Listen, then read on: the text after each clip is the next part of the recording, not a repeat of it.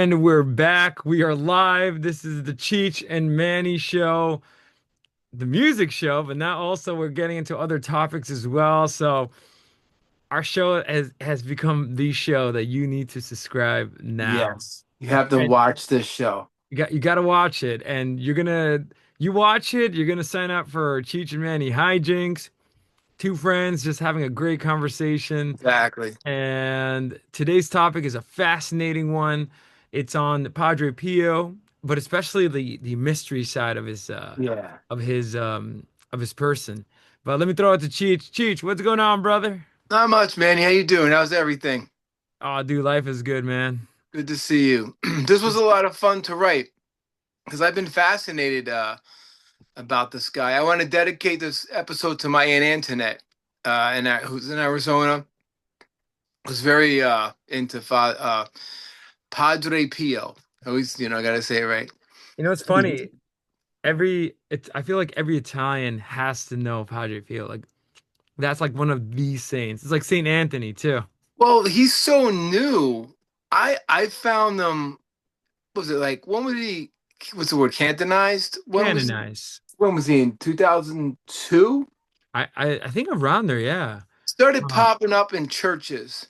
well, Oh, you would know. Was he always popular with the Italians? The reason why I say that in my past, I knew someone that was from that Sicilian background, and mhm. Padre Pio seems to be a big Not obviously because he's Italian. But what do you think? not when he was alive.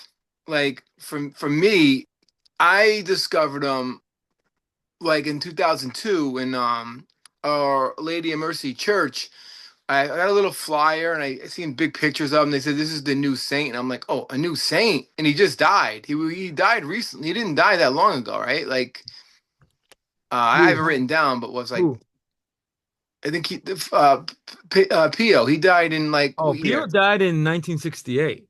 Okay, And so that's relatively recent for a relatively, saint. yeah. And Yeah, yeah. he was declared, and you'll go over what this means, but he was declared a saint by Pope John Paul II Yeah, in 2002. yeah. And that's when he started popping up in like 2002, 2004 and the churches. And I was curious. I read this pamphlet and I'm like, wow, this guy had a stigmata. This guy fought off demons. I'm like, this is pretty interesting, you know? Right, And right. then he's got a beautiful face, you know. Do I have his picture? Yeah. Just has an angelic, beautiful, calming thing about him, you know. Right, right, So I got into him, from just reading about him and knowing that he was so new to right. the Saint game, you Okay, know. so I was totally way off then. Okay, yeah. So, because you know how St. Anthony is a big thing with Italians. I Oh, think well, everyone and their mothers and Italian culture has a son named Anthony. yeah, and Saint Anthony, Saint Don Bosco, he's my guy. San Bosco, yeah. Dominic Savio, Right. the young kid who was a saint. Some other saints. There's a couple of Saint Anthony's. There's St. Right. Anthony of Padua, who's the famous one Yeah, that people pray to when you lose your keys or something. yeah. He That's has always one the thing. fascinating story. Yeah, but Um, let's my family was always Saint Anthony. It was always it he had has, yeah, the you're monk, Italian. It the has to be. monk. Yeah, and Don Bosco. So because Mhm. like Don Bosco, my dad, he played basketball at Holy Rosary Church, and he was always the patron saint for them. Mhm. Uh Virgin Mary, Jesus, all pictures of you know like all over my house growing up. That's why I'm so religious. There was pictures of saints and Dude, well, I share that in my household because, and I'm sure with many Hispanics, images all over the house is one of the common things that oh you'll yeah, find. Like, I remember my dad has altars to images of Jesus, and oh these yeah, images and saints, like, for example, Saint Jude Thaddeus. In hmm Spanish, is San Judas Tadeo is imprinted on my brain. Like yeah. his famous image where he's carrying the cross, he's sort of like, why is he sort of, that's Oh, who's got Jesus on his back? Is that Saint Jude? no, oh, that's someone else. That's the same person though. That's Saint Jude. That's the coin. Yeah, that's a famous picture we That's always had. famous. The one that in Yeah. the back one is, I think, Saint Christopher. Well, yeah, yeah. Oh, yeah, yeah. And I know that because I have the ring. That's one of my, and I always feel like And that's, I got the necklace. yeah. I don't know if we can see it. It's like the little thing right You there. see? Yeah. It's hard to tell. But Saint Christopher was they messed with him. They took the sainthood away from him for a while, and then they I gave it know. back. I You know. know. It's kind of like, and today's this is actually very relevant to today's episode because today's a saint declared by the Roman Catholic Church. But he was actually persecuted and he faced many trials because of what he was experiencing. And I guess, Yeah. and I guess we'll jump, unless you have anything else to say, No, we'll jump right we'll in. jump right in. I'm gonna throw it at Cheech since Yeah. Mr. Black and him co-wrote this Oh, episode. oh, Mr. Black's gonna come up in this episode. It's actually kind of funny when we get there. And we're going to be Um, talking about Saint Pio of Pietrelcina. I think that you pronounce it. Cap yeah, Capuchin Franciscan priest and mystic and stigmatist. yep. Say that again, so because I can't pronounce it. Saint Pio of So I got his full name. So Saint Pio Pietre. I could be butchering this name, but so his name is we know him as Padre Pio, yeah, but he's Saint Pio of Pietrelcina or right, Pietrelcina. I think it's Sina. yeah. 1887 to 1968 was an Italian. How do you say it? Capuchin, He was a Capuchin. Capu, Capuchin Hey, friar. it's funny in Spanish, it's called capuchinas. So that's why you would think a cappuccino. Yeah, yeah, yeah. Like the Um, so drink. yeah, he was a cappuccino friend. Yeah, he's a new drink at But Starbucks. yeah, right. But this is imagine him walking to Starbucks today. Like, what would his reaction be? Oh God, I don't know what Or people would walk think. into the temple, like all these demons are gonna attack him, you know? Oh God, he would fight him off. But yeah, he's a Capuchin Franciscan priest. It's a Franciscan order. Okay, and he is a priest who became famous amongst Catholics in of the 20th century. He is best known for bearing the stigmata, and we're going to talk about that. We're going to talk a lot about the stigmata in this episode. Their physical wounds corresponding to those of Jesus during the crucifixion. And he had it for 50 years. So if you think you're having a bad day, you know, imagine having a stigmata for 50 years, That's amazing. Yeah. you know. And we'll get into what that is. I mean, it's Mhm. like having open holes in in Your your hands. arm. It's crazy. Have you seen Passion of the Christ when they nail those nails and poor Oh Jesus? God, That it's dude, brutal. that is the pain and the sufferings they're experiencing. I mean, it's pretty I profound. know. And he was in pain all the time, from what I read. Um, his early life, he was born in Francesco Furion, a small town in Italy. I'm sorry, what the hell am I saying? His name, I'm sorry, Francesco For Forgione. Yeah, I think his name is yeah, Francesco. That's interesting. Is he's named after Saint Francis. So this is Francesco. I mean, dude, you're the Italian expert. Forgione? Yeah, sounds like Forgione. Uh, in a small town in Italy called I'm not even per, Petrici Petri. I'm a Yeah, I disgrace think to this my is Pietrel. If I had to take a guess, Pietrelcina. yeah Can't be Pietrelcina. No, that doesn't sound right. Pietrelcina. And I'm pronouncing it like Spanish in Italia. yeah And then to and his dad, parents were, did you write peasants? Peasant. yeah they were very poor. Came from a poor family, Right. but as a kid he reported experiencing heavenly visions and decided to dedicate his life to God by the age of 5. Dude, and my notes I have here, dedicating himself to God and the Blessed Virgin at age 5. Dude, how many 5-year-olds are doing that? Just think about that for a second. I know 5 year And old kids are like playing video games dude, and yeah. And I don't know if you have this in your notes, but I don't know if you knew this. When he was a kid, he suffered nightmares. Apparently, he said that the demons were attacking, the devil was torturing him. Oh, yeah, I'm gonna get to that. Okay, Yeah, okay. I'll let you go. I'll let you go. it Go gets ahead. bad. It gets Go ahead. bad. Just so for people out there, just this who this man was, very Yeah, unusual. I always call these saints and mystics very unusual people. yeah. He was special. He was a Capuchin friar, um, and he joined the Capuchin Order at 15, taking the name P. Am I saying it wrong? Pio? Pio, do you know what that means? No, Italian for pious. Oh, pious. Okay, that Pious. makes And sense. in Spanish would be piedad. Okay, so he took the name Pio, and he spent the majority of his life at the Friary of San Giovanni Rotondo. Um, so he was the, am I saying the confessional? That was his thing. He was a confessor. So Yeah, yeah, he became known because a lot of people went to him for confession because obviously him being a very he was a mystic. And yeah, so like he became a very powerful confessor. So usually some saints and famous Christians and Catholics, priests become known as confessors because right, right, they're known for how much people go to them to um give tell their sins and do penance and reconciliation. right.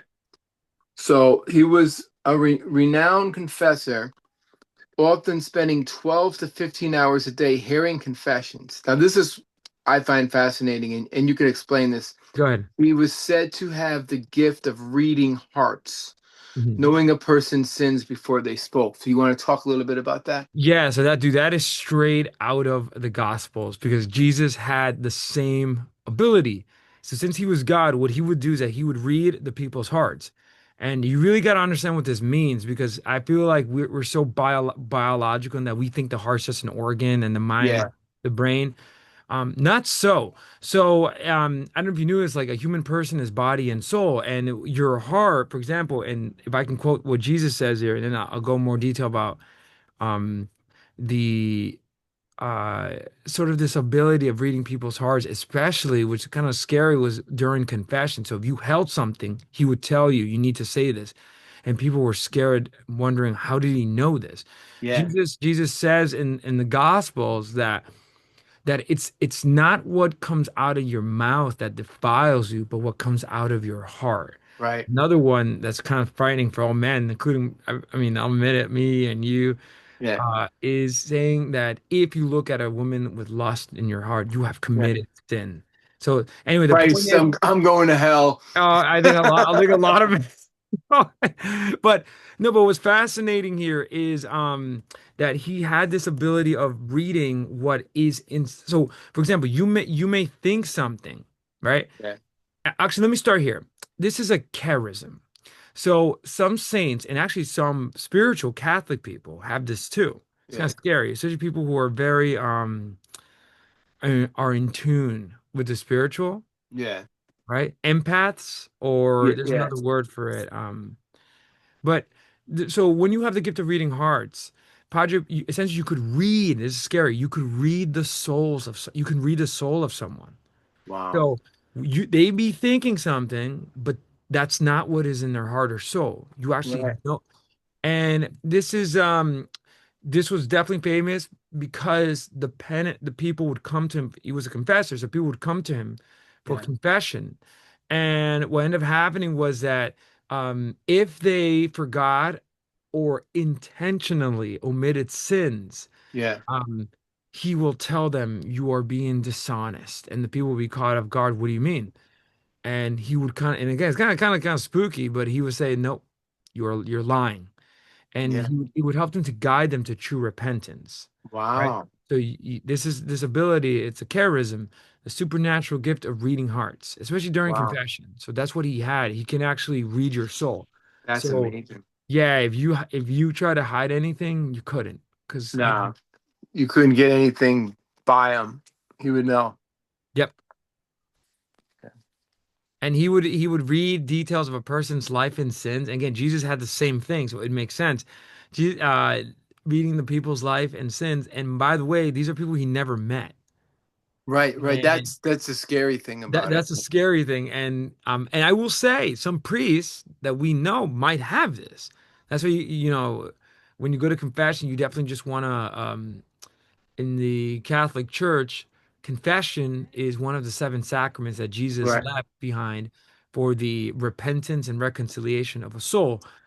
And so what ends up happening here is again, people can read your heart and soul. That's what's going on. Wow.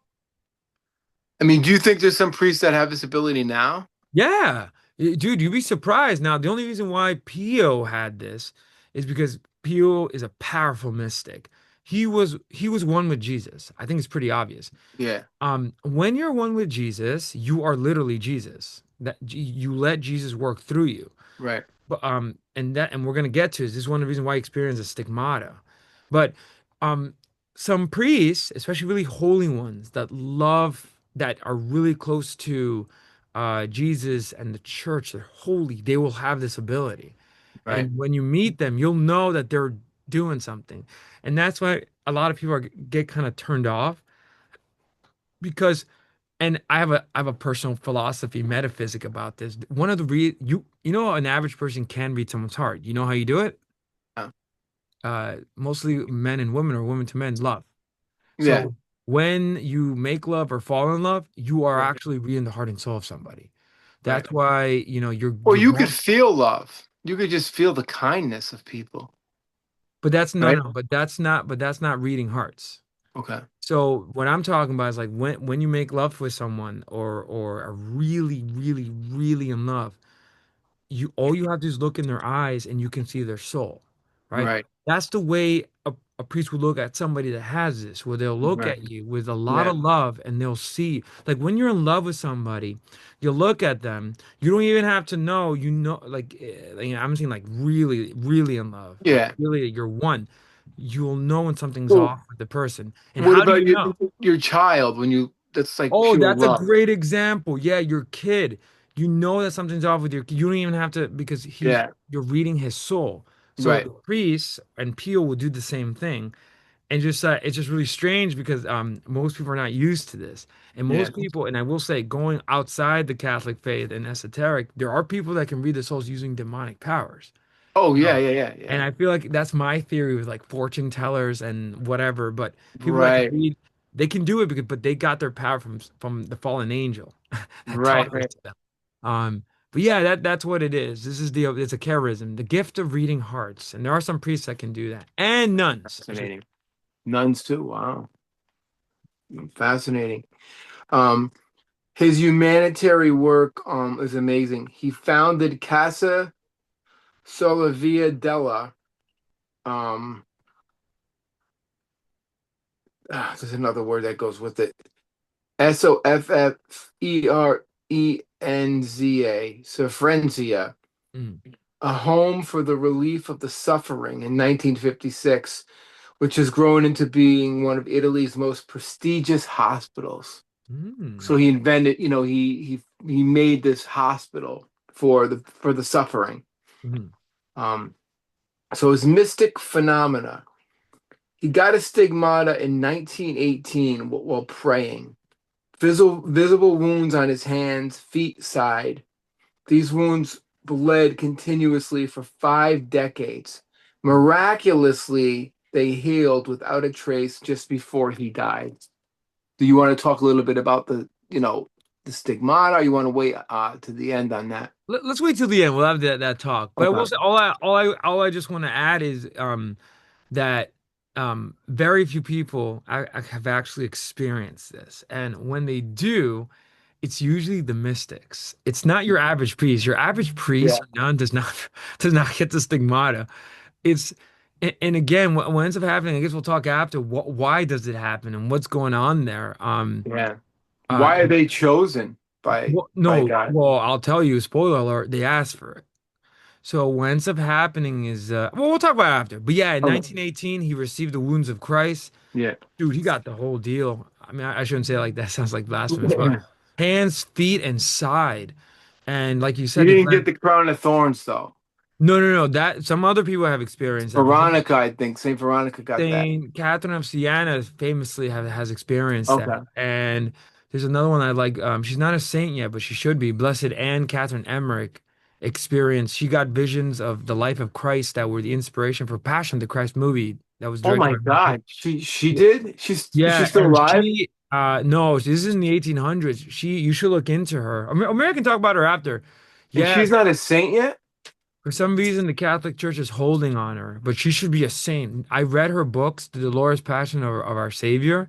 It is one of the greatest books, or one of the most. I'm telling you, with Jesus and the Passion is truly sad. Like it'll break your heart because she gets revealed what really happens to him. Mel Gibson then takes that along with the Gospel of John and makes his Passion of the Christ movie based on those visions. One of the greatest movie ever made. And that's why Passion of the Christ is better than most Jesus movies. Yeah. Oh yeah. Yep. Yep. But we'll talk about that after. But Stigmata, Yeah. yeah, it's fearing the wounds of Christ. I think there's a horror movie, Stigmata. I've seen it. Yeah. They made it they made it evil. I know, I know. It's, um, I don't know if they made it evil. She just got the stigmata and started speaking in No, Latin. they It made almost it was like, scary. yeah, It's like what Da Vinci Code did with Opus Dei. I yeah, remember I saw that movie when I was in elementary, and I saw the Opus Dei member have this brace on his knee that caused bleeding and suffering. I'm like, oh what yeah, is yeah. going on? Yeah, in that movie, a lady just woke up with the stigmata, started speaking in Yeah. Latin. It was almost like an exorcist kind of Right. movie. Right. I think I remember my dad VHS recorded that movie. Like, Oh, it's old, yeah. yeah. It's a good movie. It's not bad. So his supernatural gifts. Um, so a lot of followers attributed many miracles to him, including now, you know about this biolocation? Yeah, that's another interesting phenomena that some saints have. And I'm sure you're going to be mentioning levitating too, right? Yeah. Yeah, but let's start with bilocation. Okay, so he would be in two places at one time. Yeah. Okay. And so I'm just going to talk about that. Then he was known for his prophecies and healing the sick. And he always smelled like fresh flowers from his Mhm. wounds, you know. So here's the thing that we always talk about: the Vatican scrutiny. Um, he became famous and mysterious with the nature of his wounds. The Vatican conducted several investigations and at times restricted his public ministry. So, so eventually they were lifted. Um,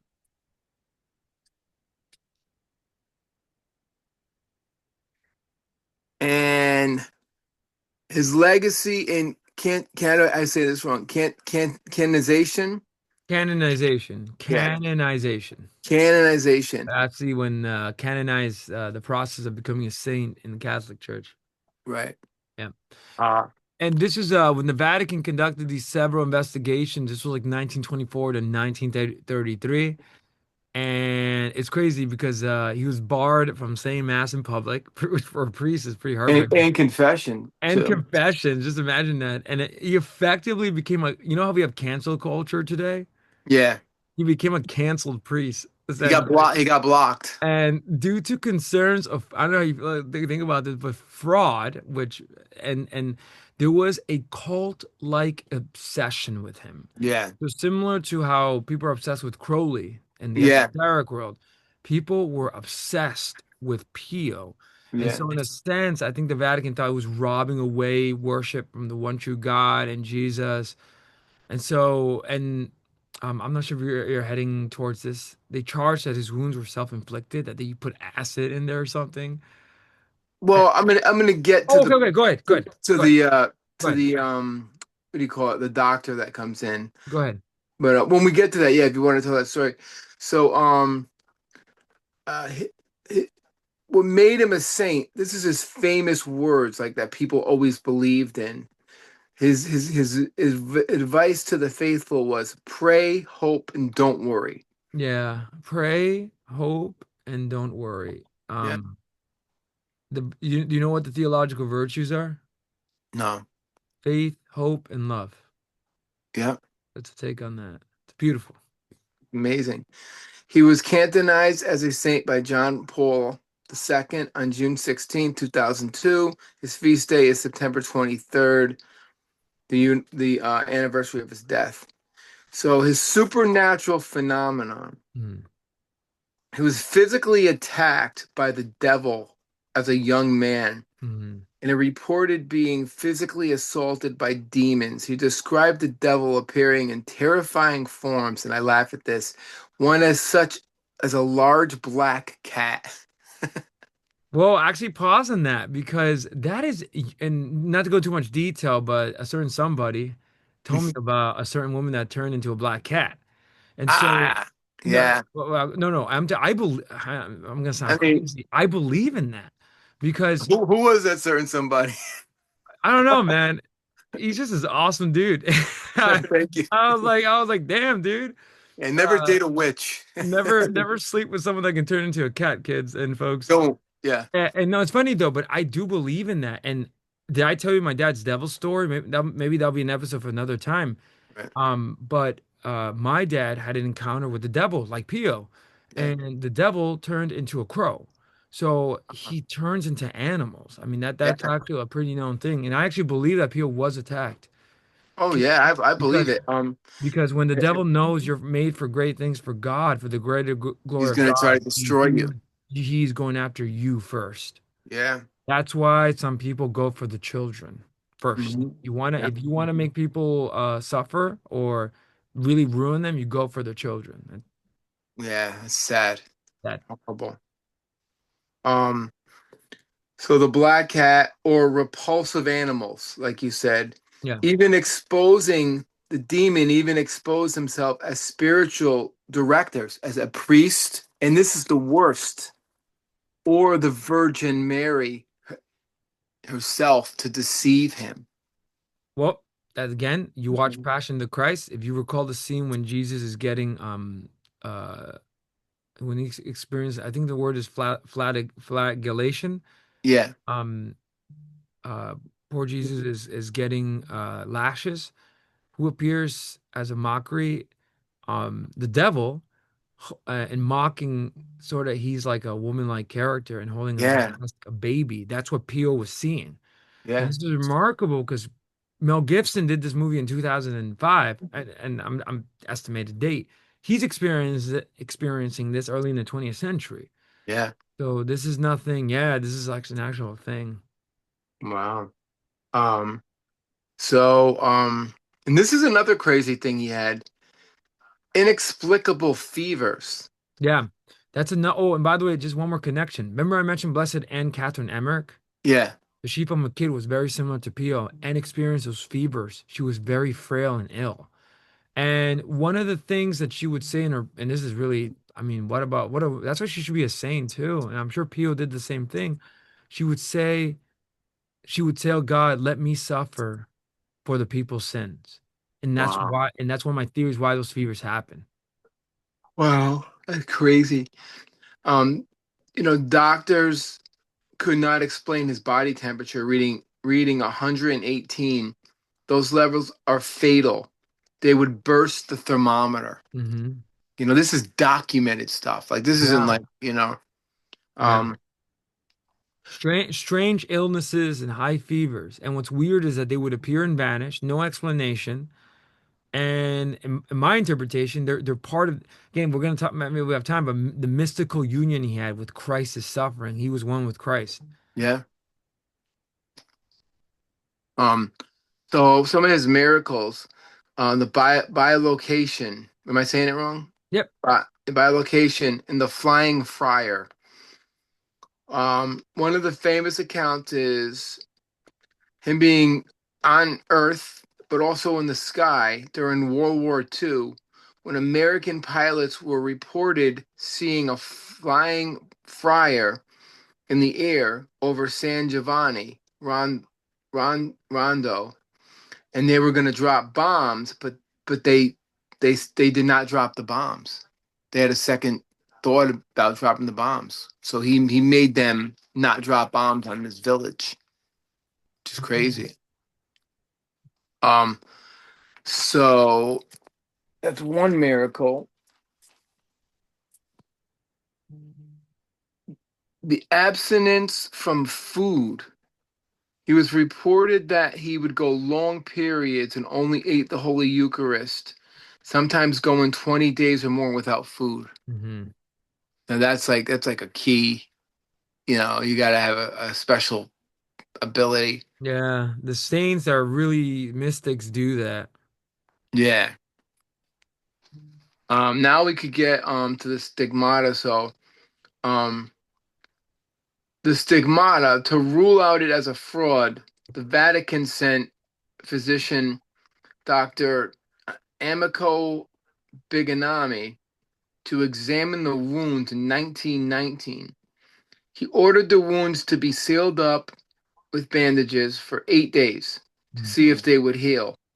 Instead of healing, they bled more profusely once the seals were removed. Mhm.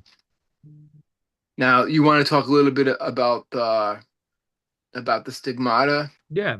So what it is it's interesting because in there are mystics that experience this spontaneous appearance of the bodily wounds of Jesus, and particularly the areas hands, feet, side, and head. Yeah. Um, and in my view is the way I see it is that it's their mystical sharing in the Christ's suffering. So that's why these people are mystics and holy. Because again, they experience this. But what's really kind of funny is that it's not part of official Catholic doctrine, and they're very careful with this.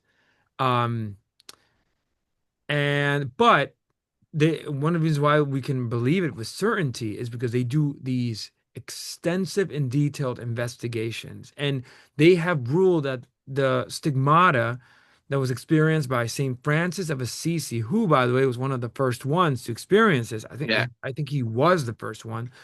And Padre Pio are signs of deep sanctity, holiness, and again, what is their purpose? Most people think, oh man, they must be in pain, they must be in torture, but it's not meant as torture, but as a grace that Jesus gives somebody to unite that individual with the sufferings of himself. Right. And when I read this, what I read is actually pretty frightening, is that these saints, they want this. They say to Jesus, because what ends up happening is that, I don't know if you know this, there have been some saints that says that Jesus is and especially as God, his Father, is angry with the world, how the world is becoming, and is threatening to bring the end to it. Yeah. But two of the people that intercede is the Virgin Mary Mhm. and Jesus. Jesus says quickly, like one of the most famous images is Jesus, I trust in you, where you see Jesus and red and blue coming out from his heart. And one of the things with these sayings that they say is that don't make the world suffer, let me suffer for the world. And that's what they're experiencing. Wow. Yeah, so That's and deep. That's that's it's that's Pio is holy. Yeah, so the common locations are the hands and wrists, and more evidence that Jesus was actually nailed in these areas. yeah. Side, pierce, Mhm. the head, the crown of thorns. That and I'm thinking about that, and back, the lashes. Yeah, yeah. Oh, they get. So Oh, so did he have the lashes or he no? didn't. He had the famous feet and side and hands. And some people get everything. He- I have to figure out who actually got everything. No, some people. I don't think so. I think it depends. You know. Yeah. Um, they often appear on the holy days like Good Friday Yeah. or holy seasons. They bleed continuously, and what's really interesting here is that there is no infection. And really weird is the smell of flowers that comes out of it. That's Yeah. another strange thing. So next Thursday I'm gonna call up the sick lines. I can't come in today. It's Holy Thursday. I got a stigmata. What was that, sir? Yeah, I'm bleeding in my wrist. I'm bleeding out of my wrist and my head. Okay, sir, do you have a foodborne Um, but yeah, and just to mention a few famous names, Saint Francis of Assisi in 1224 is the first one recorded to have this. Yeah. You also have the famous Saint Catherine, San Caterina of Siena, Padre Pio, Santa Rita de Cascia, and Saint Gemma Galgani. So these are famous ones, and there are more. There are More handfuls, women, not more everybody. women, more women, and we'll And I talk mentioned about that that. detail. It's more women than men, which is another fascinating thing. And I think for most people, this will be a lot of strange things for the modern audience because they're not going to understand this. But Pio did experience this strangeness, and I genuinely believe, first of all, that he was not faking it. He Oh, actually you can't fake it. How could you fake a no, stigmata? no. And let me tell you, in my notes, I have here that get this, and one of his early quotes is, look at this. So we talked about this, but from an early age, decided to dedicate his life to the Lord, and from a kid point of view, that's strange. And then when he entered, I have a quote here: "I am devoured by the love of God and by the love of my neighbor." So he had this deep desire. Uh, and so, again, why he experienced stigmata is because of this love of God and love of neighbor. And what's interesting is that the stigmata, yeah, like you said, it would stay with Pio until the time of his death. And then it vanished. Right. And what's strange is that this is one of the things that caused him fame, but he wasn't trying to become famous because No. of it. He was actually trying to hide it. Yeah. And so And the reason why is because these saints love Jesus so much that they want to know the suffering of the Savior. Yeah. That's why they do it. And so Jesus, and it's just that these people are aliens. And the best way I use it as a compliment that they're not from this world. No, no. Um To want to suffer like that, yeah, like especially now in this and self-absorbed fucking world we live in. exactly. He's a lesson. And for me, when I read, for example, what also Blessed Anne Catherine Emmerich, who got those visions of Jesus, I read her biography and book. One of the scary parts is that she wanted this. Yeah. And again, like the Stigmata, Pio is one of those few famous ones. And actually, I have another thing in my notes that he had in 1918, he had this vision where he himself felt pierced with a lance, and that lance was going to remain with him, the lance. Oh He also, wow. him being a mystic, he has his strange visions as well. Yeah. And he got these wounds, and later on in that year, he got while doing the Thanksgiving after Mass. Uh, that's where he received the wounds of the Lord in his hands and feet. And what's crazy is that he would lose a cup of blood a day. Uh, Damn. think about that. And these wounds never closed or festered. And odd is that the sweet odor emanated. Yeah. Now, and actually, it makes me think when poor Jesus was suffering, do you think this odor came out of his wounds? I would say yes. Yeah. And one of the strangest things is that when the one of the centurions or Roman guards pierced Jesus' side, you know what came out? A river of water that went and blood. So it's just strange. Yeah. Um, but that's why he experiences. Very few have experiences. It could be an episode on its own. Those that are, and the one that got it first was Saint Francis of Assisi, and Pio was following in the footsteps of Saint Francesco. Wow. Remarkable. Um, so the restricted life for over a decade. 1921 to 1933, he was prohibited from performing mass and hearing confessions. He accepted this sanction with absolute obedience, which later became a key factor in his canonization process. This was because of the fame he was getting, so the Vatican did this. Like you said, he was getting that Crowley kind of following. But the fact that he accepted it with obedience, that's goes into becoming a saint when they review Yeah. your life. If you try to fight it, you're using your ego. Right. And Exactly. and these Exactly. people, they did their egos. They had no ego at No, all. not at all. I mean, it's obvious with those wounds, the stigmata, no ego. Um, this one is my favorite, and I'm sure you know this. This prophecies that we're talking about. Yes, dude. And when I study the sayings, the prophecies, are the most fascinating stuff. This is my favorite prophecy, and you could, elaborate more on other ones, but you probably know this one. In 1947, a young man went to visit him.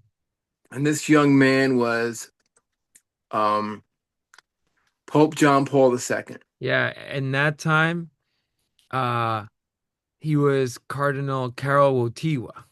Yep. And he was telling him his confession, and he said to him, "One day you will be a great leader in the church. You will be a pope."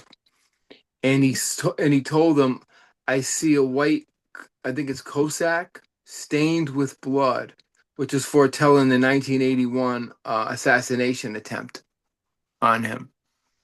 Wait, Cheech, 1 second. Yeah. Yeah. Okay.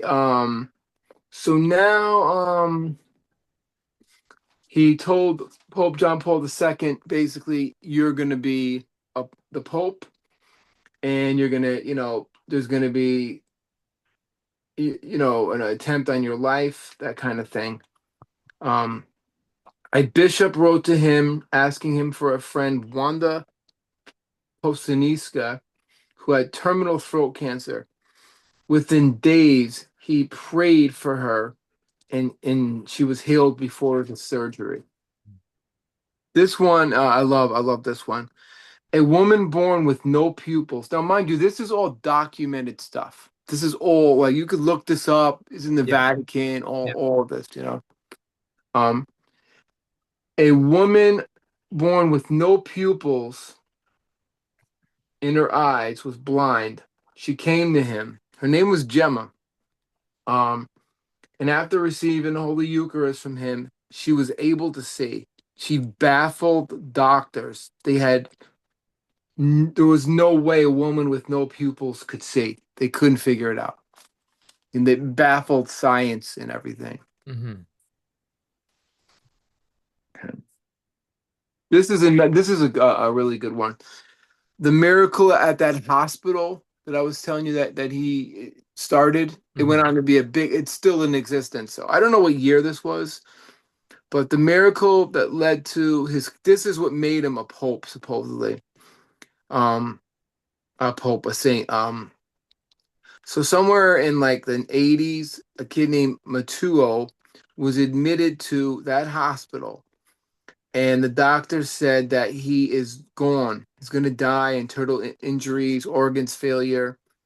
So he's in that hospital, Pio's hospital that he started, and he gets a vision. He's a little kid. He doesn't know Padre Pio or anything.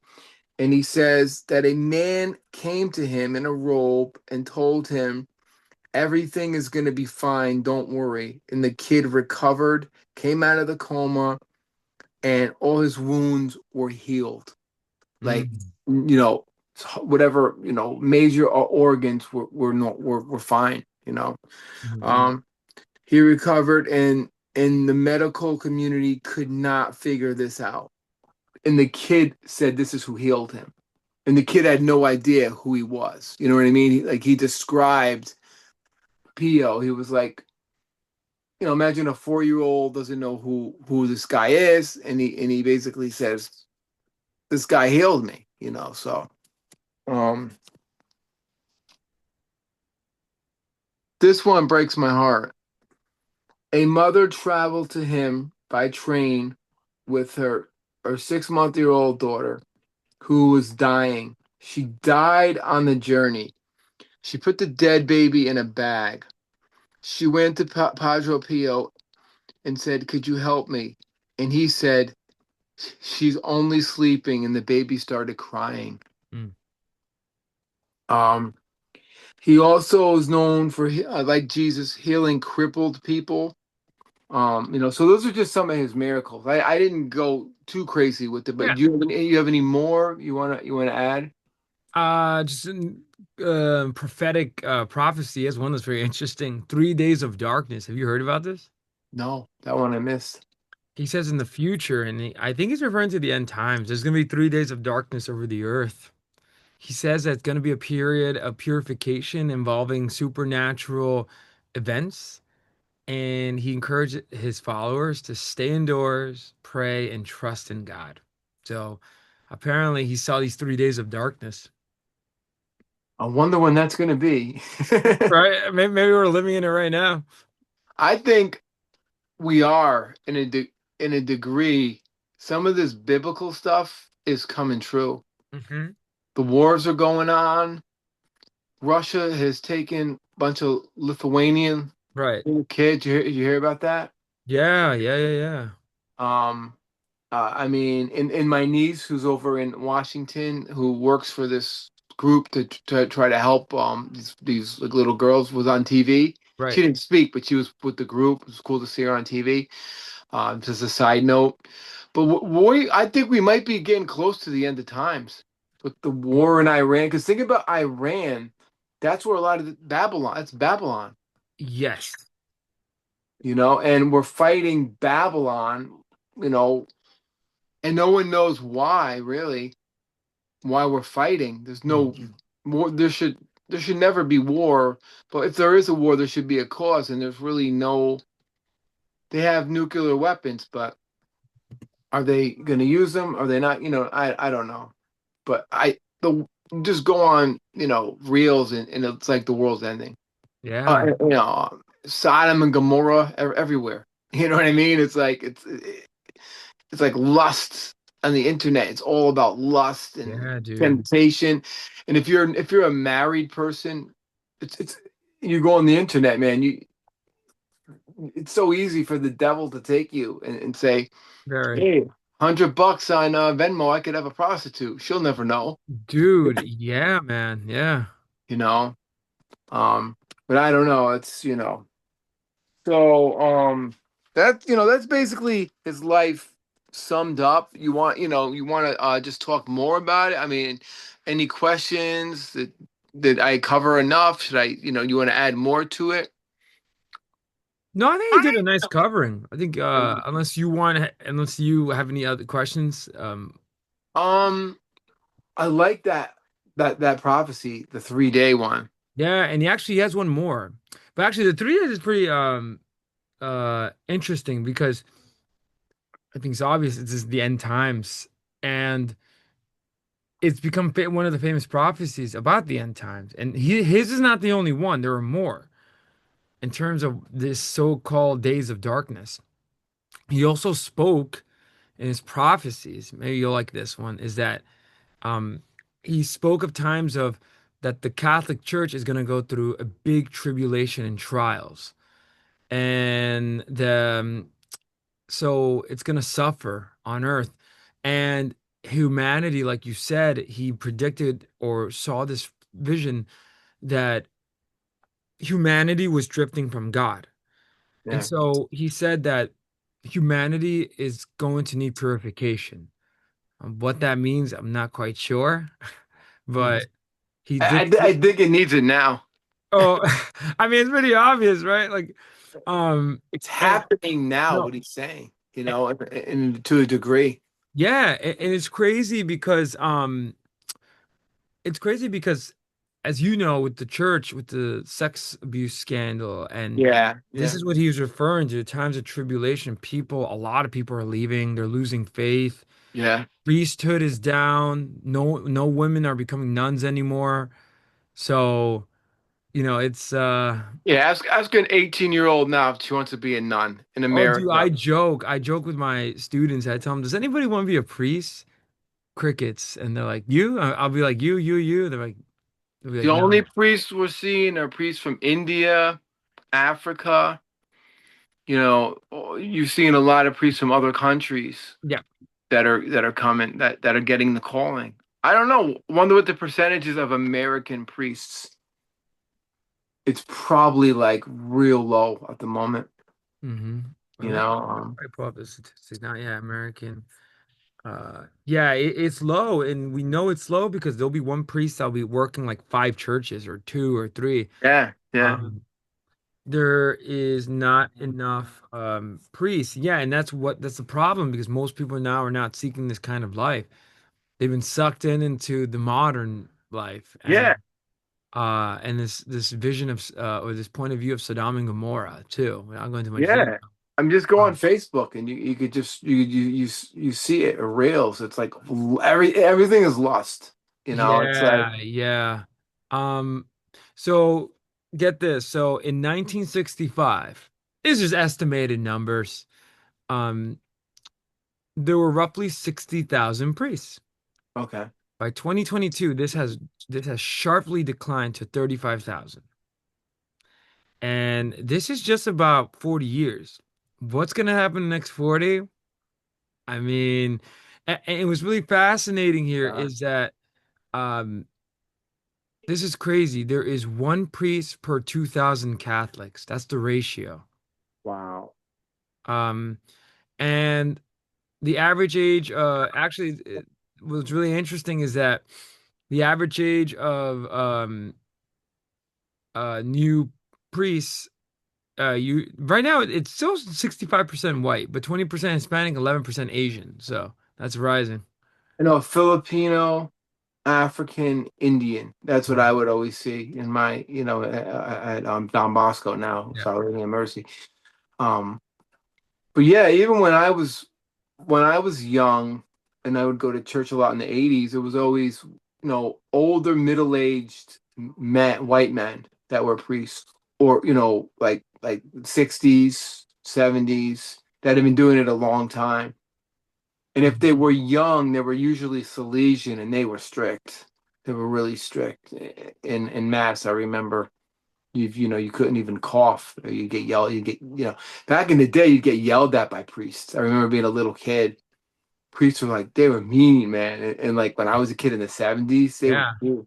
There was this one guy, Father Zuli, at the um Holy Rosary Church in Portchester. You didn't mess with that guy. Yeah, you would just go on and on. But if your kid was screaming, you'd say, "Get him out! Get him out of the church." They were, back in the 60s and 70s, they were pretty brutal, Hmm. because I think they were all Salesian, and that was like really strict, Yeah. Yeah, strict. I feel like back in the day there used to be I feel like the caliber of priests because they were strict, it was higher. Yeah. Because now they're kind of like not everybody, but they're kind of like, lukewarm. Yeah. They're not like aggressive or mean like back then. Like you And have I gotta say, thank God for the Hispanic community, Yep. especially in Portchester, or there'd be no churches. you know Thank God, Yeah. that there's a culture of people that want to go to church, because people aren't white people, like Irish, Italians, like back in the 70s. Irish, Italians, Polish, those were Mhm. the three people you see in there was a Polish church in Portchester, an Irish church, and then two Italian churches. And now, I don't think any white people go to church. You know what I mean? And it's, thank God for the Hispanic community that's still very religious and keeping these churches open, Mhm. which is amazing. Um, so now, we could get into, and so I want to wrap up his life, add anything else to it? I think we're You good on can, that one for now. Yeah. yeah. Okay, so how to become a saint. I have 5 facts.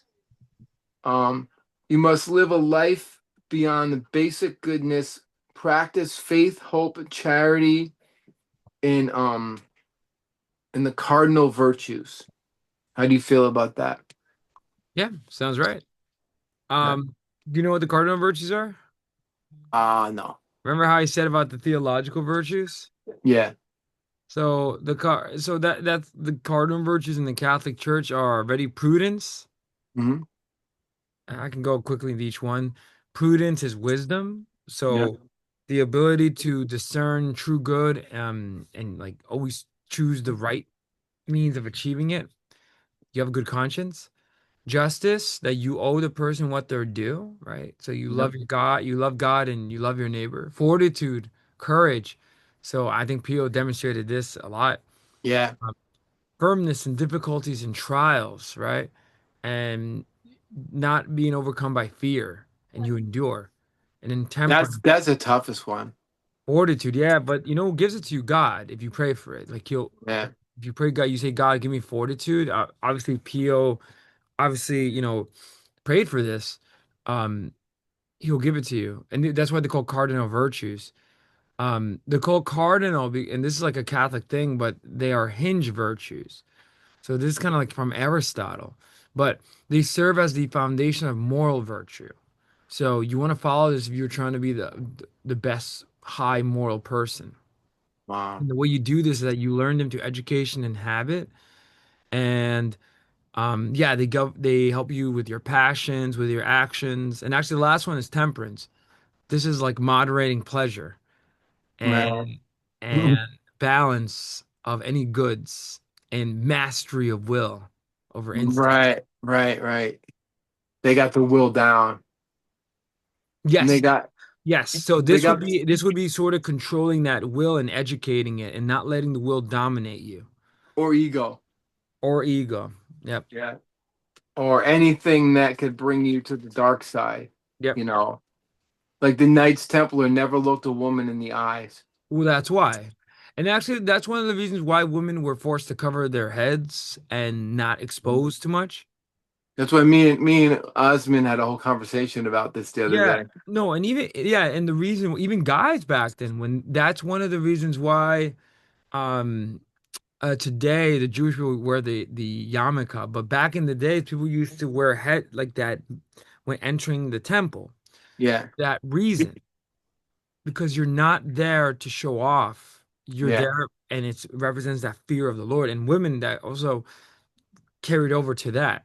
yeah. Because as soon and as again, I think for guys are really tough. As soon as you look at a woman you've committed adultery according to Jesus in your heart.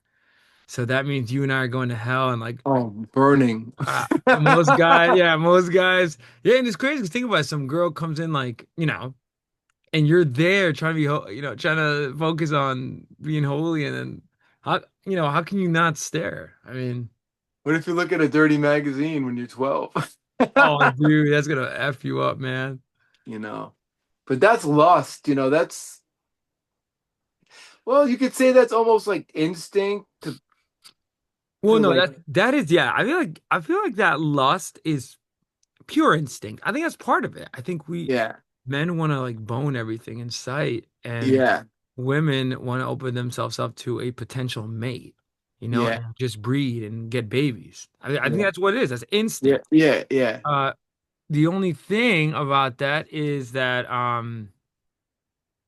the only thing interesting about that is that God didn't make us for that purpose, Right. right? So that's why, hence the cardinal virtues. Interesting. Mhm. And that unfortunately is never coming back. Yeah. It's kind of done. I mean, it's not because I feel as though this is one of the reasons why the Catholic Church exists to help people with the cardinal virtues because Yeah. they're one of the ones that actually teach this. I mean, think of the addiction to pornography That's a big in, thing right now. in, Yeah, in this world. yeah, Like, that's a big thing right now. it's a natural thing, right? It's a guy, whatever, but the Well, now it's pornography is not natural. no, but I don't No, mean it no, like no. that. I'm just saying that. No, no, no. I just offered that quick correction because to have I'm going to use like evolutionary psychological terms there Yeah, to have coitus, right? That or yeah, sexual intercourse, right? yeah. The purpose of that is to bring about babies, right? You Right, right, right. essentially want to pass on your seed. Yeah, Now, pornography is a total artificial hijacking of that. right, In that exactly. yeah, so in a sense, it's hijacking your dopamine center in your brain because Yeah, when you watch porn, it does feel good for the guy. I yeah. think actually this is a real cool statistic. I've been looking at psychology of women is that women today at this age are getting addicted to porn as well. The Yeah, rates are increasing. So now you're having women addicted to porn, yeah, yeah, yeah. which is a whole fascinating thing. Wait, but where are they, Manny? You know any? Well, they're not gonna tell you. Send them my way. They're not gonna tell you, but it is a Only reality though. kidding. This is a religious show. I'm only No, no, kidding. no, no. Anyway, but our point of this is like temperance and like um But in the sad thing is men and women are getting addicted to porn yeah. because it's at our fingertips. Yes, yes. Back in the day to watch it, you had to be slick. You gotta wait for everybody to go home. Leave the room, put in the VCR tape, keep looking. I don't Yeah. know. No, it was time consuming. Yeah, Now it's it's a lot like of you work. said, dude, it's like the knowledge of the fruit of the knowledge of good and evil. Yeah, it was more Um, fun back in the day. yep. But it's fascinating. But what's really cool about the cardinal virtues, just because you mentioned it, now there are theological virtues. Those come from God. So you got charity, love. Yeah, Uh, Charity is like the love of people, the love of neighbor, the love of God. Faith. See, God gives you faith, yeah, right? And then hope. God gives you hope. right. And then the cardinal virtues was actually famously actually theorized by Aristotle in his Nicomachean Ethics.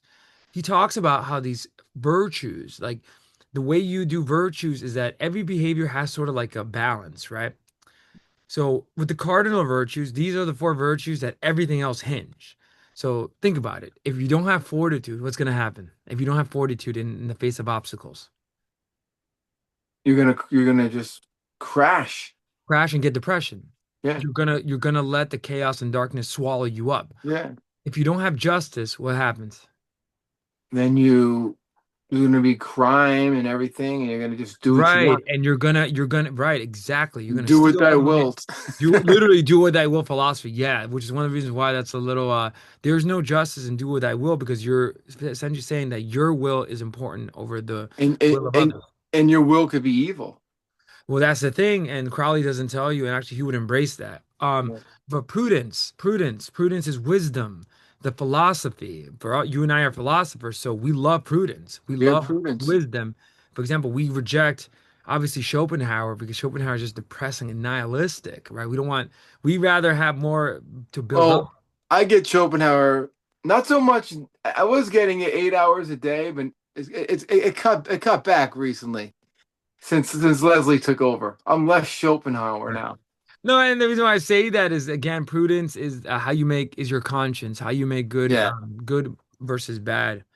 And then finally, temperance, like we said, curing the addiction to lust and yeah, controlling that appetite for a lot of, yeah. because again, there are a lot of goods. One has to control this appetite. It's almost like yin and yang with the internet. We could do this great show and do positive. We can watch a documentary on Van de Graaff generator, Yeah, yeah, um, but you can also do the worst thing to yourself and pick up these bad addictions. yep, Or you could be a girl that's flaunting herself, on these stories for like just to get likes, and it's so yep, cool. Oh, I got a thousand likes. It's fucking pathetic, yep, you know? The world has become pathetic yeah. when you use it for the wrong reason, I think. I agree. But I also think maybe the internet is almost like an evil thing in a way. It could be used for positive. Well, that's a lot of people's theory. And actually, it's funny because on the Apple logo, they have a picture of a apple bitten, Right. which is So sort of what's that what's called that that telling me? we have bit into the knowledge of good and evil, that tree that God told us not to bite Yeah. into. And So, who are you gonna pick, when you go on the internet? right, the internet is unwieldy, and one has to Right. have prudence when using the internet. I mean, I always say the good thing is stuff like this. We could not do this without Yep. the internet, you Well, that's know? the gift. And again, that going back to the Garden of Eden, why do you think there was a tree of knowledge of good and evil? Yeah.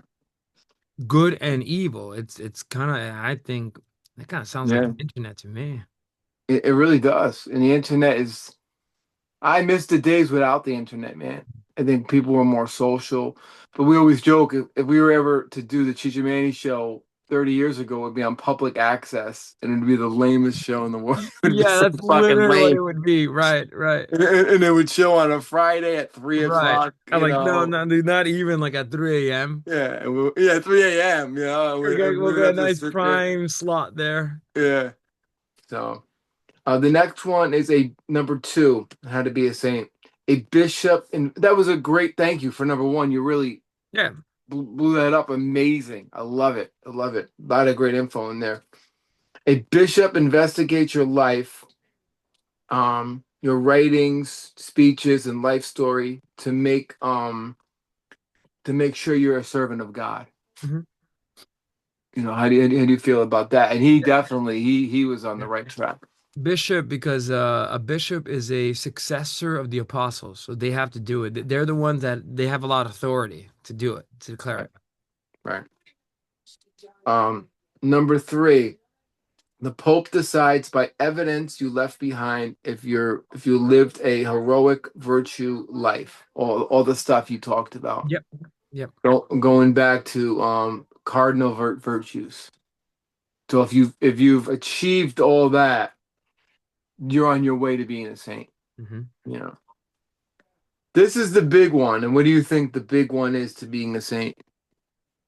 Is it one miracle? Yep. Beatification, blessed. And Yeah. it's funny if they have one miracle before they get the saint, the ST period, they're known as blessed. Right, So right, like right. blessed and Catherine Emmerich, for example. Now, Blessed Mary, when they say Mary, Jesus' mother, does that Or that's no, is no, no, that no. different? That's no, no, that's different. Blessed Okay. Mary, when blessed is that you are blessed. Mary is full of grace and God Yeah, hails her, right? right, right, yeah. And actually, every Yes, saint models Jesus, and every woman saint models Mary. right. And then also a person who is killed for their faith. A martyr. Yeah, Yeah, a that's a martyr. big one. Yeah, Peter, Saint Peter martyrdom. would be the name. Martyrdom. Yeah. So martyrdom usually is a great indication that this person is going to be officially known as a Yeah. saint. Yeah. Saint Peter the Rock, who somebody doesn't like him too much. I know. What English do you say? singer. Same old rock? Oh, Yeah, this guy Roy Harper. I don't think you like Saint Peter too much. no, no. Upside down crucifixion, you know. Right. All right, so that wraps up how to be a saint. So you kids out there, if you're working on being a saint, now you know what you got to do. Now you know what you got to do. It's easy as one, two, three. Yeah. It's easy. It's Um, easy as taking a slide off that custard pie. exactly. Now let's just go back and talk a little bit more about some of the saints who bore the stigmata and just go over the Yeah. stigmata. Wait, do Like you have a list? I don't. yeah, I know some of them in my head, but oh, I got six things about it. go ahead. Visible signs. Okay, so and the varied marks uh beyond the primary marks. Some get the crown of thorns Right. on their forehead, like I think it was Saint Rita, you had said. Who? Oh, Saint Catherine of Siena. I have a Saint Rita. Saint Rita. She Oh, yeah. bore a stigmata. Saint Rita. Like, what's her full name? I don't know. I should have wrote it. Um. Where you get, the crown of Oh, thorns. Saint Rita of Caccia. I think. I thought Yeah. Cassia received the stigmata 5 years before the end of her extraordinary life. After she was widowed and lost both her sons, she entered the monastery of St. Mary Magdalene at Caccia, I think that's how you pronounce it, where she received the stigmata in the form of the wounds from the crown of Christ. And I wonder where the Saint Mary Magdalene monastery was. Got to be France. I can find out. This one I've heard of. I forgot, totally forgot her name though. Uh, oh yeah, She was a Italian Augustinian nun known as the Saint of the Impossible. Her years that she was living is 1381, 1457. And yeah, so she got the stigmata. Yeah. Yeah, I found her interesting. That's beautiful. I love that. I'm gonna keep that. I'm gonna keep that in mind. Saint Rita. So visible signs where you get, the typical the hands, the crown of thorns, the the piercing in the side. I believe it's the feet, and now you said the back. That could be a thing. Yeah, I would have to look more into the saints that experienced that, but yeah. Okay. Then there's the invisible stigmata. Now, what's the deal with that? That invisible stigmata that Well, people have to paint. I don't know if you would feel about this, but see, that's where I kind of like don't believe in it. Um, Right. a lot of people have. excuse me, a lot of people like But have claimed they experience this invisible and it could be a thing. Um there are a few saints that have experienced like you can't see these, you know, physical wounds on the yeah, bodies, but um and I guess Saint Catherine Siena would be the famous one where you actually didn't see the crown of thorns, but she felt it. yeah, There's another one, Saint Faustina Kowalska from Poland, who apparently after receiving rays and pain, reported receiving rays and pain in her hands, feet, and side, but you couldn't see anything, right. right? But most people think of like the obvious, like you can the visible stigmata. Yeah, if you Right. see it, it's real, you know. Right. The problem with the Um, invisible one is that it's only a very, very, very few because yeah, most are not true. right. Um, and the wounds, once you get the stigmata, the wounds won't heal or ever get infected. Yeah. They bleed more during Holy Week, and they always smell, like fresh flowers. Um, anything on that? No, yeah, we talked about that, so it's Yeah. good. So I don't know how you feel about this. I read over 300 people have had stigmatas in history. Now, is that all saints, or is No, that that could be a mix of like outside saints, people, random people. That sounds right. The problem is that a lot of those cases are kind of dubious. So some of them may be true, but the ones with certainty that we could know are the ones that the Catholic Church investigates. right? But now, And why there, would somebody who's not, I mean, okay, why would somebody who's not a saint get a stigmata? no, Maybe you a don't. No, sinner? you don't have to be a saint to get stigmata. Maybe a sinner would get it. No, because if you have sin, Christ is not present in you. Ah, You have mortal sin and venial sin. So okay. if you have any trace of sin, you're not going to get the stigmata. Right, right. You have to Wow. be. You have, and of course, obviously, this is Christianity. Um, unless the demon gives you stigmata. Did that happen? That's a good question. I would have to look into it. It's just famously seen in The Exorcist, where you see Reagan getting these wounds Oh, that's right. I and forgot about that. lacerations, and that's possible. The Yeah, only thing is, there's a demon. yeah. But it's done to mock. Yes, it's a pure mockery. Yep, and he's Yeah, gonna be trying to make you look ugly. yeah. So just a list of a few saints we talked about. I'll just go over it before we wrap up. Saint Francis, your boy. Saint Gemma. Saint Faustina. Faustina. Uh, Saint Veronica. Saint Rita. Saint Catherine. Saint Mary Frances, and Saint Margaret. It's fascinating, with the exception of Francis and Pio. They're all women.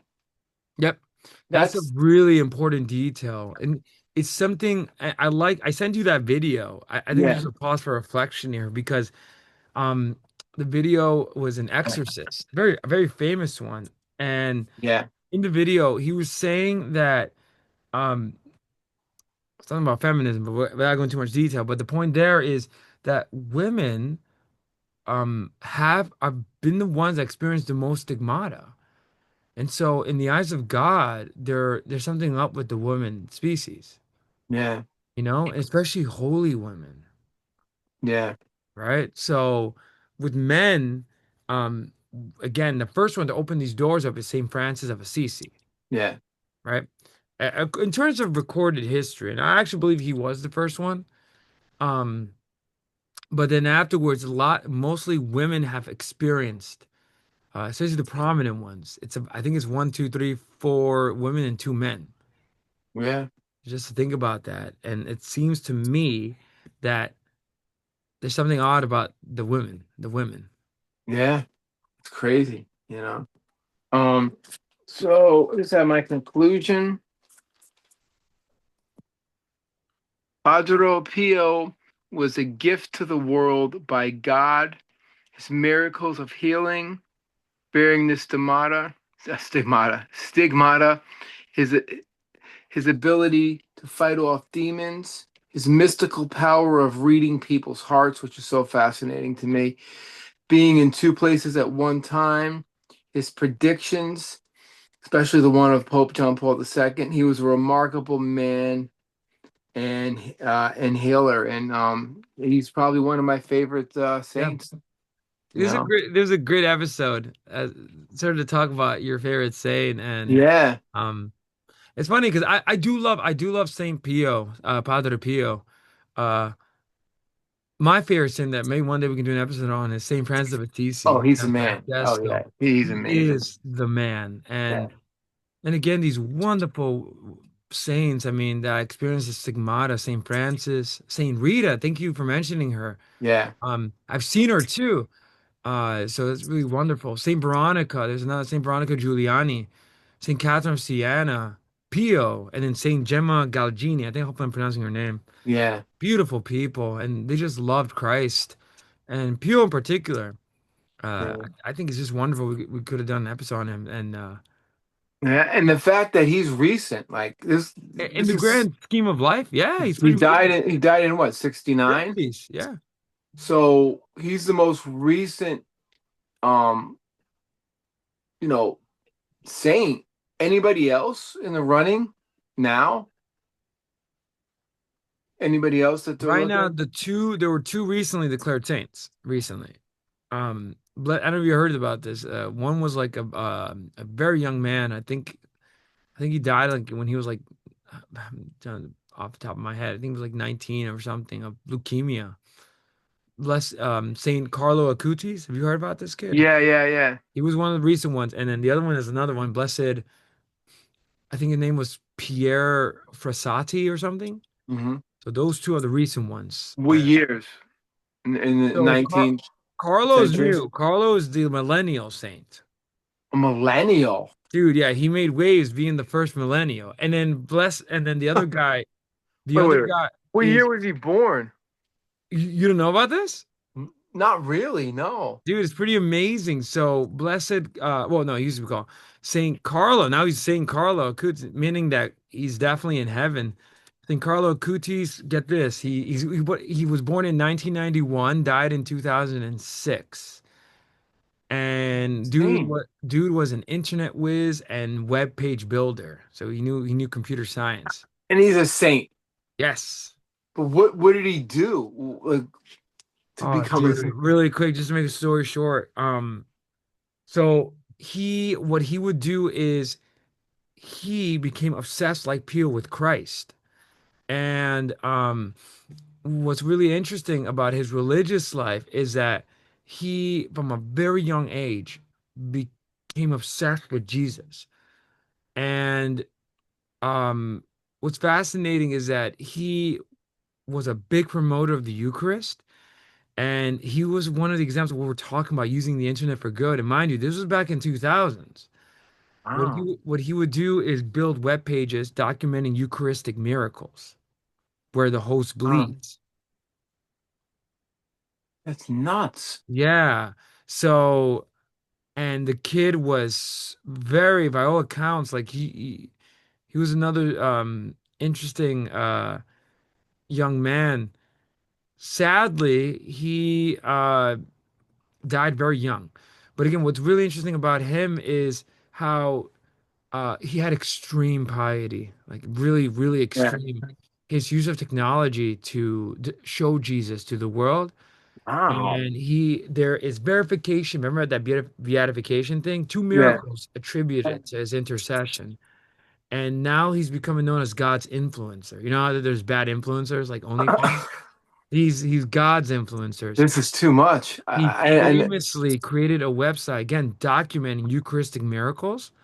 And again, he died of leukemia at age 15. so, So, like, why would God give him leukemia when he could have helped the world, you know? right, I think God took him. My theory, I mean, definitely don't have to believe in this. He took him early because what do you think is going to happen to what was the world going to do to him? Mock him, destroy Corrupt him. him, corrupt Yeah. him. Yeah. And what's interesting too is that with his death, um, by all accounts, this is so sweet. His final words, right? You would think about it. A normal person would be kind of mad they got cancer, right? Yeah. Okay. So get this, two things. First, Acutis is reported saying that he offered his suffering both to Pope Benedict the 16th. And I'm telling you, the people, the saints that do this, they want to suffer, which Yeah. is astounding. And he said, I want to suffer for the Catholic Church. He is reported to say that I offer to the Lord. And by the way, this echoes also what I read with Blessed Anne Catherine Emmerich. She said something very similar. I offer to the Lord the sufferings that I will have to undergo for the Pope and the Church. And then the doctors treating his final illness, leukemia, right? He was in great pain. And he says, the doctors asked him, are you in great pain? He says, there are people who suffer more than me.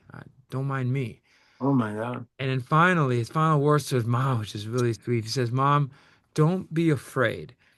Since Jesus became a man, death has become the passage towards life. Mind you, this is a 15-year-old kid towards life, and we don't need to flee it.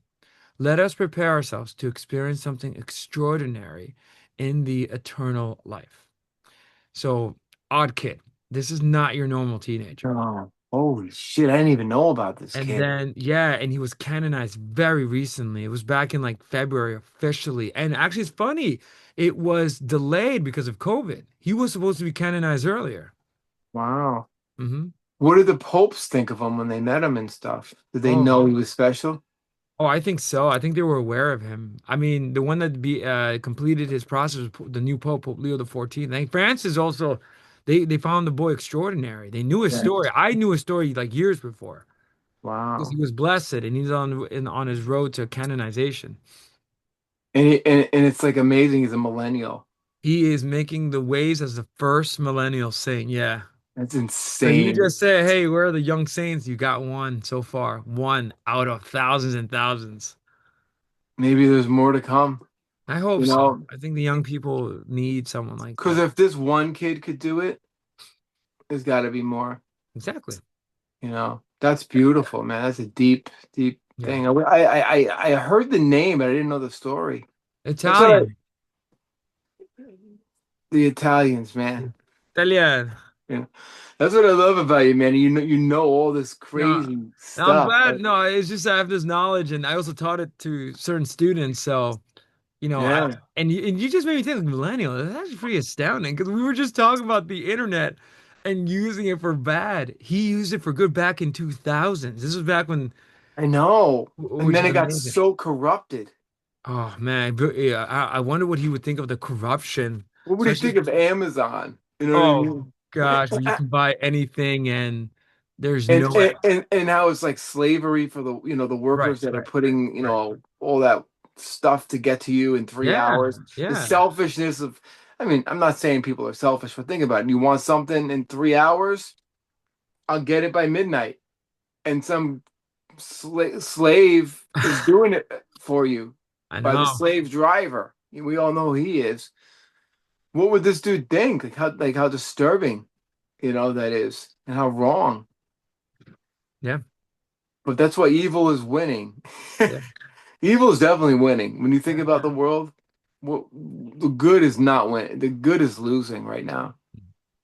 And it's like, how do we get that back? How do we get it See, back? I think I've been becoming obsessed with Lord of the Rings. I feel like there is good, and people are trying to fight for that good. Like you and I in music, Yeah, and Joe, and obviously we're United Catholics, so we believe in this stuff, and we're yeah, noticing the decay around us, yeah, but we keep it alive in our circle. So we yeah. are. There's a great scene in the Lord of the Rings where Aragorn. And I think this is the third movie. I haven't read the books. I'm going to read the books pretty soon. I'm going to I tackle. read the books are great, man. I So you read them probably in high know this. school. Yeah, Aragorn says that one day we are going to die, but today this is not the day. We're going to fight, right? yeah, And he's talking about like obviously the physical act of dying, but what he's saying there is there are a few of us that are willing to fight evil, and yes, we're gonna die, but it's we're gonna crazy. yeah. So yeah, and I think I too believe they're still good. Yes.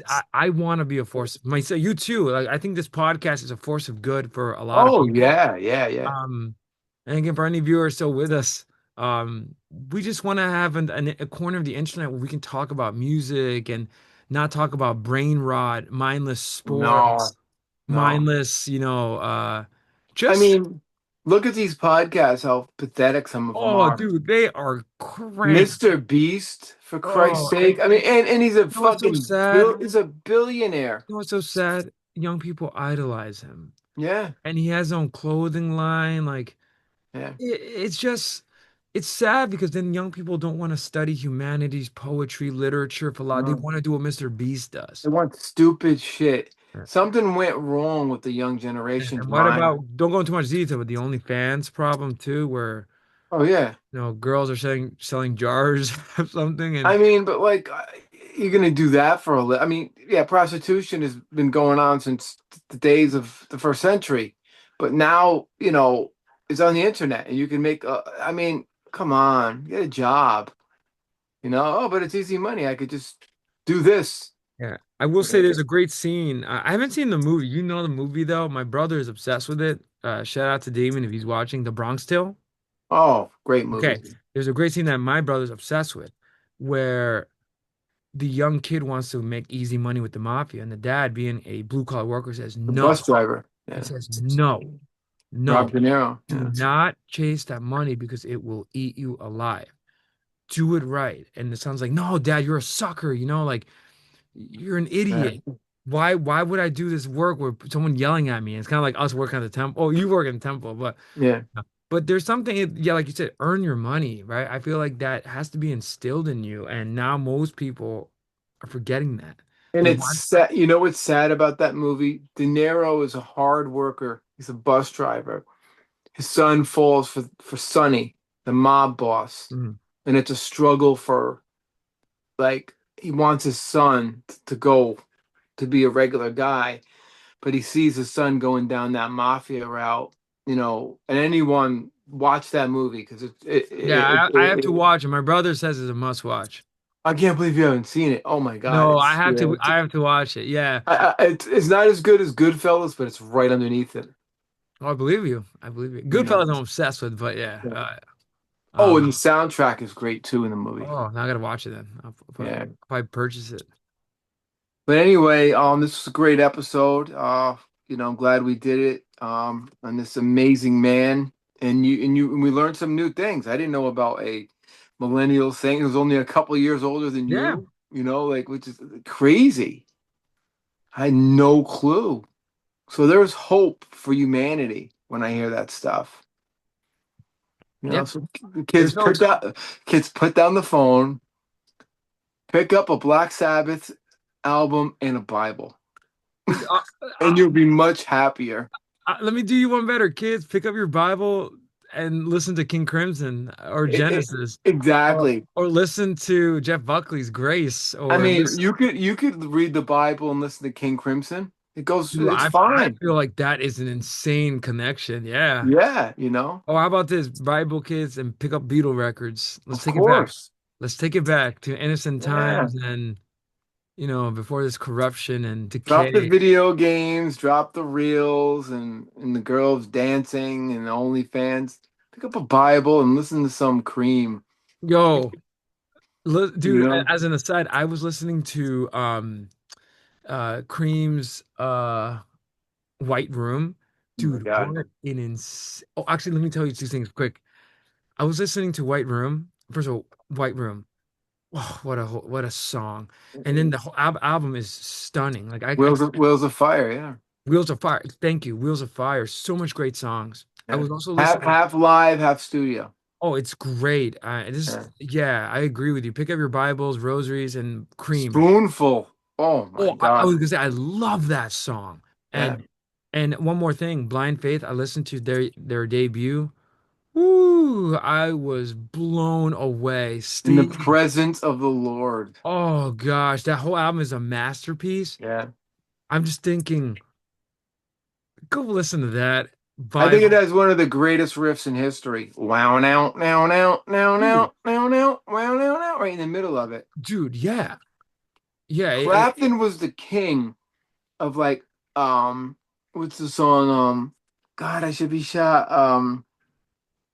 Crossroads. No, no, Although Crossroads, just what you're thinking, and yeah, that's also on that album. it's World's crazy because Fire. he took Robert Johnson's like bing, bing, bing, bing, Yeah, and he put electric, rockified it. he Yeah. rockified it, and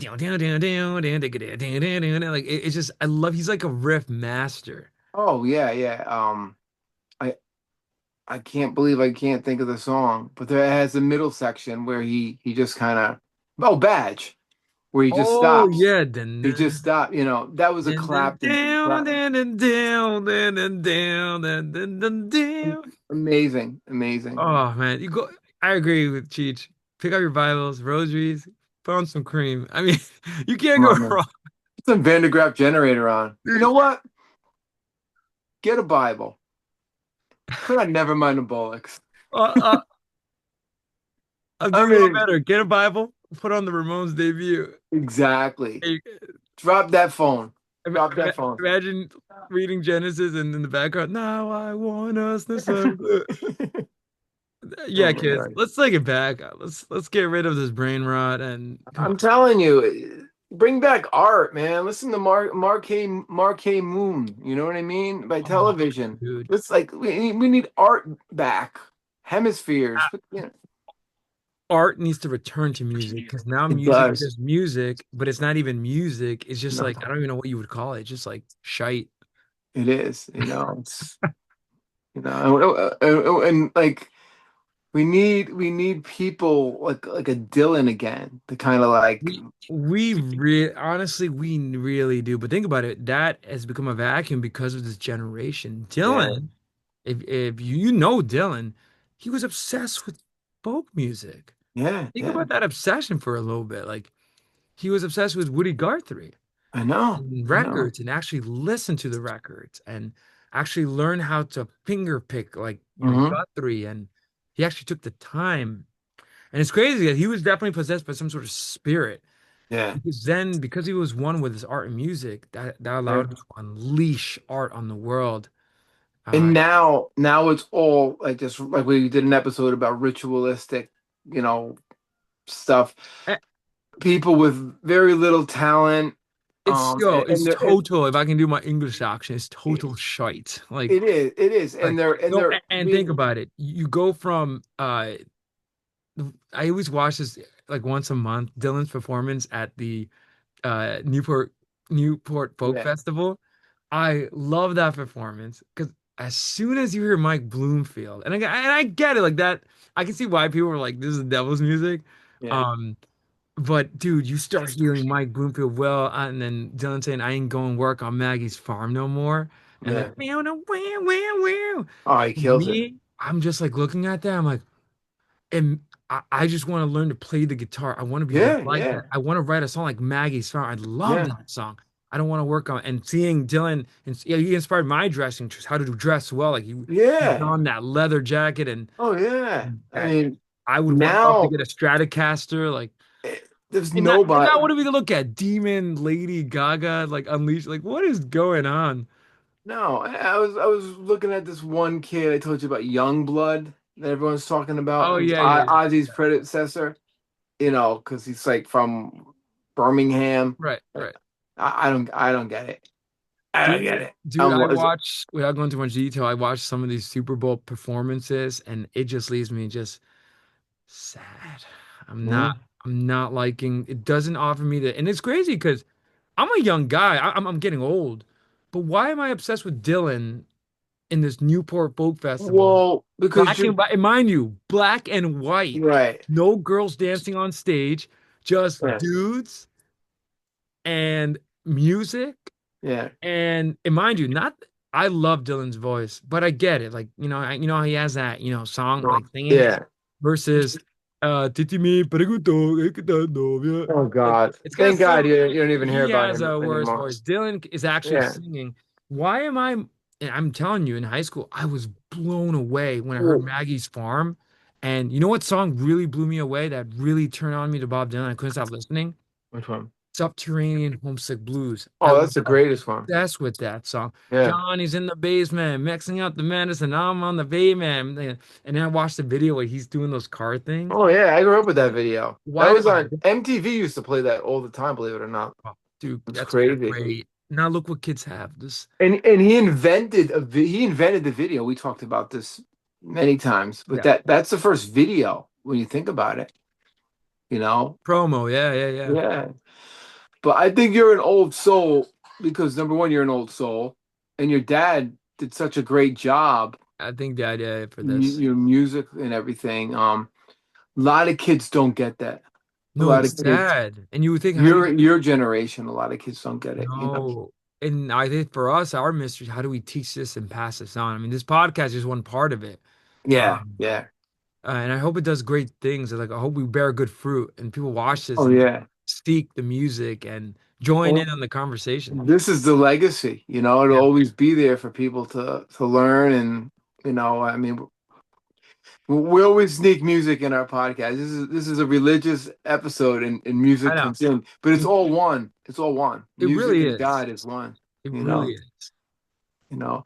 But anyway, great episode, great knowledge, Manny. Thank you for Well, thank sharing you, all, Cheech. you educated me on Padre Pio. I say, I love the dude and this new saint. What's his name again? Carlo Acutis. Damn, I'm go Carlo, man. Yeah, I love something about Carlo that always fascinates me. Yeah. And again, what's shocking, first millennial saint, and I hope more to come. that's it's funny just to hear that. And God took him, and it's crazy because he was born in 19, what did I say, 91, right? Yeah. He died when he was, what did I say, 15? Yeah. So get this, he took him around 2005, 2006, before things went really shite with like Right. That makes social sense. media and like I think God took him. I think it's pretty obvious. Did because So he can do great work above. he knew that he wouldn't be able to fight it. He wouldn't be able to fight off like Well, he would have you been. I know. think he would have been swallowed up. Look at it. Look at these awful kids nowadays with the Yeah, brain rot and it's horrible. what comes You out know. of their mouths, the disrespect for their elders, their lack of respect for God, things holy. Oh yeah, He would have faced this. I mean, without going too much mentioning of certain ideologies, he would have seen all of this if he was alive. And I would wonder what he would think, what would have happened to him, you know? yeah. I know. There's a reason. Yeah. But anyway, great episode. Nanu, Nanu. Nanu, And Cheech. check out my man. Padre Read Pio. about him. There's documentaries. There's reels. Oh, Yeah. movies. Just go and Padre Pio. Check him out. He's the man. He should be our artist of the month Uh, it should be. for April. He really let's should be. let's let's name him artist of the month. Definitely, because Dude, he was truly an artist. yeah, literally, truly an artist. Yeah, we got to put him up Yeah, on the we'll put him up. Facebook. Cool. All right, man. I will see you in the next episode. Sounds good, brother. And if you're still with us, subscribe, like this video, keep being awesome. You're awesome because you made it this far. And we'll catch you on Definitely. the next one. Nanu, nanu. I know. Take care.